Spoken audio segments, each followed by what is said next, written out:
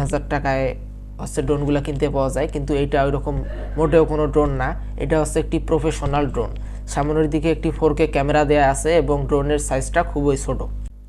এমনিতে তো ড্রোনে অনেক স্পেশাল ফিচার থাকে, এর ভিতরে এই ড্রোনটারও অনেক স্পেশাল ফিচার আছে। এআই ব্যবহার করে অনেক কাজ করতে পারবেন।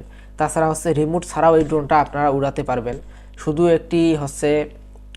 একটি সুইচ দেওয়া থাকবে, ওইটা আপনি প্রেস করেই এমনিতে এই ড্রোনটা ফ্লাই করতে পারবেন। এবং সেন্সর আছে, আপনাকে রিয়েল টাইম ট্র্যাক করবে। আপনি যেখানে যাবেন ড্রোনও আপনার সাথে সাথেই সেখানে যাবে। এইরকম অসংখ্য ফিচার এই ড্রোনটির ভিতরে দেয়া আছে। ড্রোনটির প্রাইস নিয়ে বলতে গেলে এটা আপনারা 49,500 টাকায় কিনতে পারবেন। যদিও DJI এর অন্যান্য ড্রোনগুলা যেইগুলো হচ্ছে 70,000 80,000 টাকার উপরে হয়, সেই হিসাবে এই ড্রোনটির প্রাইস অনেকটা কম মনে হয়েছে আমার কাছে।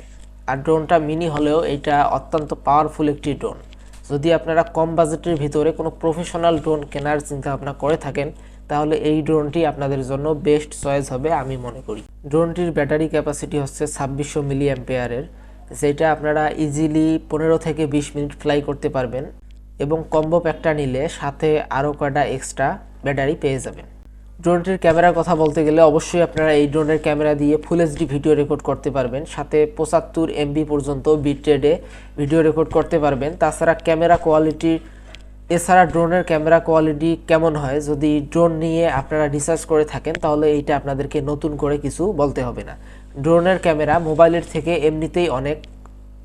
এমনিতেই অনেক বেটার হয়ে থাকে। DJI Neo এই ড্রোনটি সম্পর্কে আর বেশি কিছু ইনফরমেশন আপনাদেরকে দিব না, কারণ এইটা কোনো ফুল রিভিউ ভিডিও না এবং ড্রোনটা আমার হাতেও নেই যে আমি আপনাদেরকে ফুল রিভিউ দিব।